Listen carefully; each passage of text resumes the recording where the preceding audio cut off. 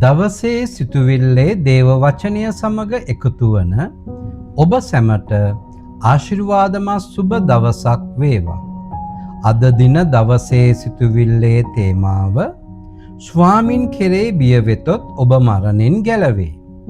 අද දින දවසේ සිතුවිල්ලේ බයිබල් පදය ගීතාවලිය 33 වන පරිච්ඡේදයේ 18 වන පදය. බලව ස්වාමින් කෙරේ බය ඇත්තන් සහ උන්වහන්සේගේ කරුණාව බලා සිටින්නන්ගේ ආත්මය මරණයෙන් ගලවන පිණිසත්ය. ආමේන්. අද දවසේ මෙනෙහි කිරීම. සෙනෙහවන්ත කිතුණුවෙනි.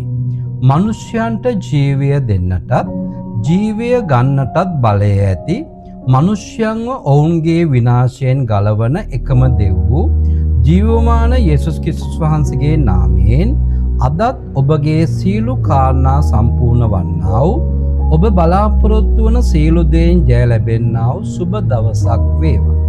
කිතුණුවෙනි, ඔබ එදිනෙදා ජීවිතයේදී නොයෙකුත් අභියෝගයන්ට ගැටලු වලට මුහුණ දෙන බව රහසක් නොවේ. ඇතැම් විට ඔබට පැමිණෙන සමහර අභියෝගයන් ජීවිතයත් මරණයත් අතර පොරබැදීම් ඇති කරවන අභියෝගයන් විය හැකියි. එසේත් නැතිනම් ඔබගේ එකම බලාපොරොත්තුව මෙම රෝගයෙන් ගැටලුවෙන් කෙදිනක හෝ මරණයෙන් ජීවිතය අවසන් වේවි කියාද? ලෝකයේ සිටින මිනිස්යෝ පමණක් නොව නාමික කිතුණුවෝද මෙම පොරබැදීම් වලින් මිදීමට කිසිදු ශක්තියක් නොමැතිව වේදනාවෙන් කනස්සැල්ලෙන් පසු වෙති. ඔබත් එවන්නෙක්ද? කිතුණුවෙනි, මේ උදෑසන ඔබව ධෛර්යමත් කරමින් ගීතාවලිය 33 වන පරිච්ඡේදයේ 18 වන ප්‍රධාන දේවචනයේ පවසන්නේ දෙවි පියාණන් වහන්සේ ඔබට බලව ස්වාමින් කෙරේ බය ඇත්තන් සහ උන්වහන්සේගේ කරුණාව බලා සිටින්නන්ගේ ආත්මය මරණයෙන් ගලවන පිණිසත් කියා පවසන අතර ගීතාවලිය 33 වන පරිච්ඡේදයේ 19 වන පදයේ පවසන්නේ දුර්භික්ෂයේදී ඔවුන්ගේ ජීවිත ආරක්ෂා කරන පිණිසත් උන්වහන්සේගේ ඇස ඔවුන් කෙරේ යොමු කොට තිබේ කියාද සුද්ධ වූ බයිබලය තුලින් ඔබව සනසනසේක. ඔබගේ සිත නොකලබේවා.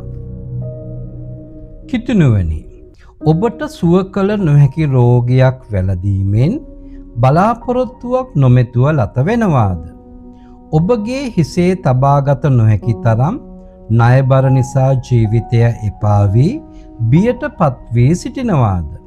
එසේනම් ගීතාවලිය 56 වන පරිච්ඡේදයේ 3 වන පදයේ පවසන ලෙස මට බය ඇති කල්ලි මම ඔබ කෙරෙහි විශ්වාස කරන්නෙමි යන පදය අදහමින් ඔබ ස්වාමීන්ට බය වන්නේ නම් ගීතාවලිය 34 වන පරිච්ඡේදයේ 7 වන පදයේ පරිදි ස්වාමින්ගේ දූතයා උන්වහන්සේට බය ඇත්තන් හාත්පස කඳවුරු බැඳ ඔවුන් මුදා හරී යන සත්‍ය ඔබට අත්දැකීමට පුළුවන්.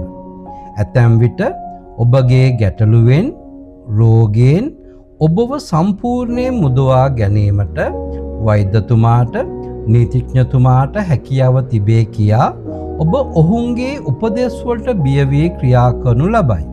ඔබ ඔවුන් ගැන බිය නොවී ජීවනයේ මැවුම්කාරයන්න් කෙරෙහි එක්වරක් හෝ ඔබගේ සම්පූර්ණ විශ්වාසය තබා බලන්න. දෙව්දුන් ඔබගේ බලාපොරොත්තුව ඉටු කරන සේක. අද දවසේ අභියෝගය. ඔබත් ඔබගේ ආත්මය මරණයෙන් ගලවා ගන්න කැමැතිද? ඊට ප්‍රථම ඔබ ටික මොහොතක් සිතා බලන්න. ඔබ මිනිසයාට ගෞරව කරමින් මිනිසයාට බිය වී ජීවත් වන ඔබ කෙදිනක හෝ දෙව්දුන්ට ගෞරව කරමින් උන්වහන්සේ කෙරේ දේව බයෙන් ජීවත් වේද කියා. ඔබගේ ආත්මය මරණයෙන් ගලවා ගන්න නම් ඔබ දේව බයෙන් යුතුව දෙව්දුන්ගේ කරුණාව දෙස බලා සිටින්න.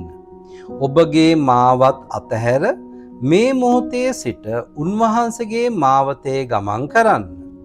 දෙව්දුන් කෙරෙහි ඔබගේ මුළු විශ්වාසය තබා ඔබගේ ජීවිතය උන්වහන්සේට බාර දෙන්න. දැස් පියාගෙන මා සමග මෙම යාඥාව කරන්න. මාගේ යේසුනේ කිසිදු බලාපොරොත්තුවක් නොමැතිව මා මරණයට කොටු වී සිටින බව පෙනෙයි. මෙතෙක් මා විශ්වාසය තැබුවේ නොයෙක් මනුෂ්‍යයන් කෙරෙහි පමණි. අද දින දේව පණිවිඩය අනුව මම දෙවදුන් කෙරේ මුළු විශ්වාසය තබමි. මාව මරණයෙන් මිදුව මැනව.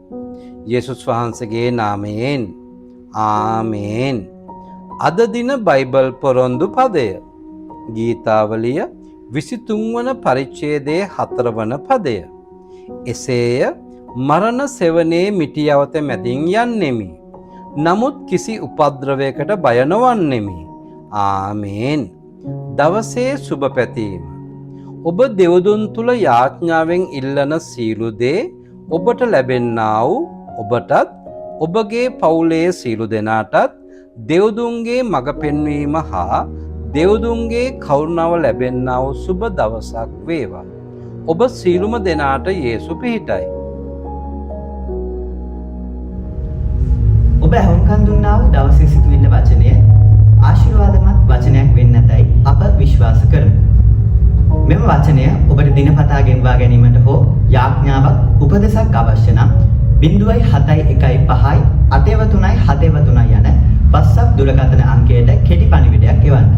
ඔබ සියලු දෙනාටම ජේසු පිහිටයි.